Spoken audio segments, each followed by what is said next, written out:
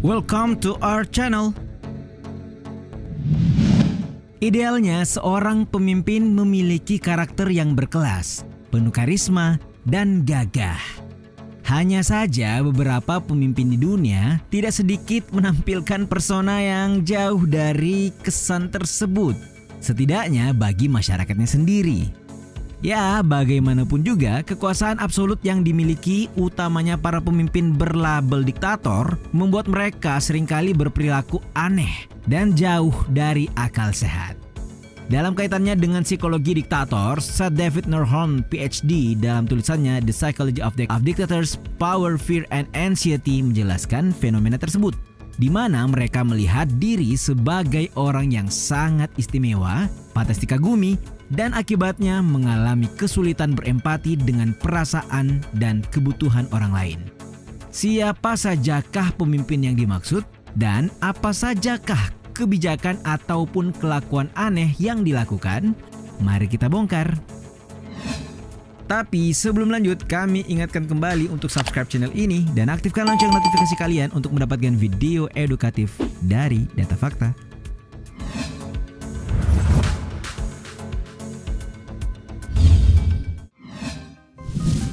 Adolf Hitler dan boneka seks.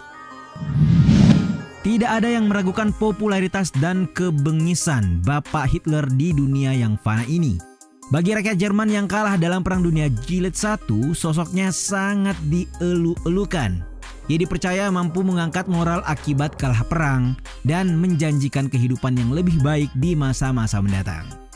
Ya begitulah, persona yang Hitler bangun nyatanya membuat ia dan kumisnya mampu duduk di tampuk nomor 1 Jerman, tentu lewat partai berlogo swastikanya.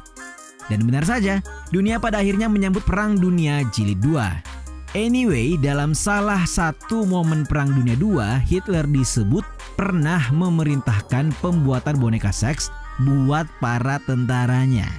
Hal itu seperti dijelaskan dalam laporan Daily News, di mana sang Führer memberi perintah kepada seorang komandan Schutzstaffel atau SS pasukan elit Nazi untuk mendesain benda tersebut agar dipakai tentara Jerman dalam Perang Dunia II. Kebijakan tersebut dilakukan untuk mencegah para tentara melampiaskan nafsu pada perempuan non-Arya. Bagi kalian yang baru dengar, boneka seks itu merupakan bagian dari The Bold Hill Project, misi rahasia pada 1940-an yang merupakan buah pikir dari pemimpin SS Heinrich Himmler.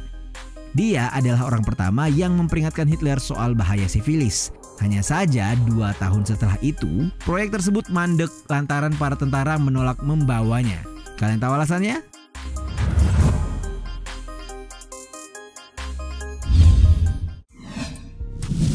Kim Jong-il takut naik pesawat. Selain Hitler, pemimpin dengan kelakuan aneh lainnya adalah Kim Jong-il, ayah Supreme Leader Korea Utara saat ini, Kim Jong-un. Menata diri sebagai The Great Father of Korea, Jong-il menggunakan media yang dikendalikan negara untuk mengabadikan mitos tentang kekuasaan dan statusnya. Narasinya berkisar dari mitos sehari-hari, di mana menurut akun resmi pemerintahan Korea Utara seperti dilansir BBC dalam artikelnya, The Dictator, Why Do Autocrats Do Strange Things? Pelangi, ganda, dan bintang terang muncul di langit ketika Kim Jong-il lahir, dan ketika meninggal sebuah danau es raksasa retak jadi 2. Media pemerintah juga melaporkan bahwa pertama kali ia bermain bowling, Jong-il mencetak skor sempurna 300. Menurut Profesor Psikologi Politik Universitas Colorado, Fred Coolidge, diktator tidak keberatan menghabiskan jutaan dolar untuk mempromosikan kultus kepribadian mereka dan sedikit empati untuk orang lain. Hal ini tampak dari gaya hidup mewah yang dijalani Jong-il, sementara ratusan ribu warganya meninggal karena kelaparan. Selain bergelimangan kontroversi, laporan lain menyatakan bahwa Jong-il begitu takut menaiki pesawat. Oleh karena itu, saat berpergian ke Rusia, ia memilih untuk naik kereta berlapis baja ditemani lobster hidup yang ikut bersamanya setiap saat. Ada-ada saja ya.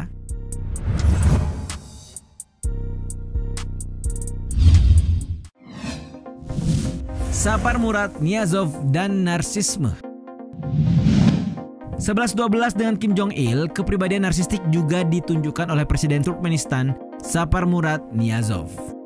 Dia memiliki patung dirinya yang berlapis emas setinggi 15 meter atau 50 kaki. yang dibangun dan berputar sehingga selalu menghadap matahari. Sementara mayoritas rakyat Turkmenistan hidup dalam kemiskinan, ia membangun istana es di ibu kota serta memerintahkan pembangunan sebuah danau di tengah gurun. Tidak stop sampai di situ, sikap narsis dan megalomania pemimpin satu ini terlihat dari bagaimana ia menamai kota, sekolah, bandara, taman hiburan, bulan Januari, bahkan meteor sesuai dengan namanya. Terlepas dari kebijakan luar biasanya, masih bersumber dari BBC, Niyazov mungkin paling dikenal lantaran undang-undang aneh yang dibuatnya. Setelah berhenti merokok di tahun 1997, ia memerintahkan semua menterinya untuk melakukan hal yang sama. Dia juga melarang balet, opera dan janggut serta rambut panjang untuk para laki-laki di negaranya.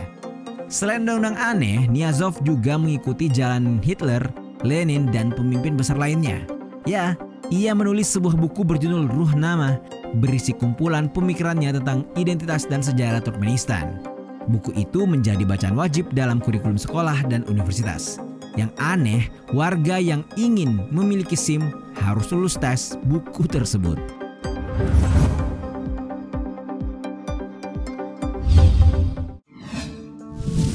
Muammar Gaddafi dan bodyguard perawan. Siapa yang tidak kenal dengan sosok pemimpin satu ini?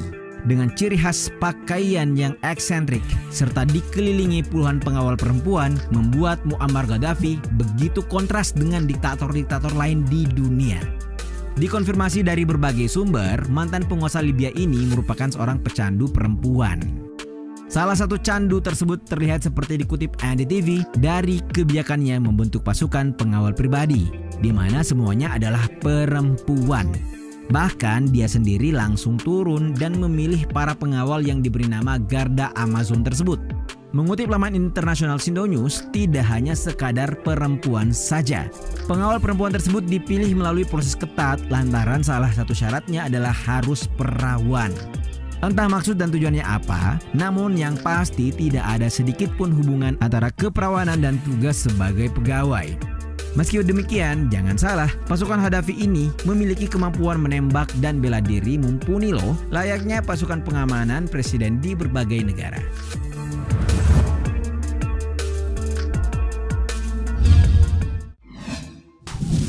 Idi Amin dan laki-laki kulit putih. Barangkali nama Idi Amin tidak sepopuler nama-nama diktator yang sebelumnya sudah kita bahas. Idi Amin seperti diketahui merupakan presiden Uganda dari tahun 1971 sampai tahun 1979. Sosoknya dikenal sebagai salah satu diktator Afrika yang mengangkat dirinya sebagai presiden seumur hidup. Gambaran singkat mengenai sosoknya bisa kalian dapat dalam film Rise and Fall of Idi Amin, sebuah film yang dirilis pada tahun 1981. Salah satu tingkah aneh yang dilakukan Bapak Amin tercatat saat ia merayakan status sebagai presiden seumur hidup Uganda. Seperti dilansir liputan6.com, ia merayakannya dalam sebuah pesta dengan ditandu di sepanjang jalan yang dihadiri para diplomat negara-negara Afrika. Yang menarik, pengusungnya adalah 4 laki-laki berkulit putih, para pebisnis Inggris. Saat ditanya mengapa ia memilih laki-laki berkulit putih, ia melempar candaan dengan menganalogikan kejadian tersebut sebagai the white man's burden atau beban yang ditanggung para laki-laki kulit putih. Menurut dia, bangsa Afrika selalu memanggul orang Eropa dan kini orang Eropa yang harus mengangkat kita. Kita adalah tuannya.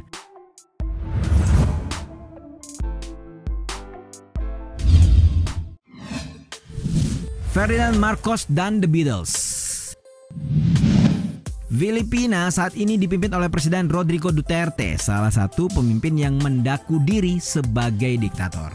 Hal tersebut ia katakan sendiri saat pencalonannya pada tahun 2016 silam. Seperti dikutip artikel Duterte says he will be a dictator after winning Philippine presidency. Dalam sejarahnya, Filipina punya diktator lain yang tidak kalah dengan sikap dan kebijakan Duterte yang terkenal tanpa kompromi. Sosok itu adalah Ferdinand Marcos yang memimpin Filipina dari tahun 1965 hingga tahun 1986. Marcos bersama istrinya Imelda dikenal sangat ngefans dengan band legendaris The Beatles. Mereka pun mengundang John Lennon CS ke negaranya dalam rangka tur dunia di tahun 1966. Saat tiba, personel The Beatles disambut personel militer. Mereka pun diperintahkan menghadap presiden di istana Mlacanang untuk makan siang. Karena lelah, pihak The Beatles menolak undangan tersebut. Mendapati penolakan, Imelda Marcos pun geram dan menyebarkan isu bahwa salah satu personel band legend itu telah melecehkan presiden dan istrinya. Kekacauan pun tidak terhindarkan.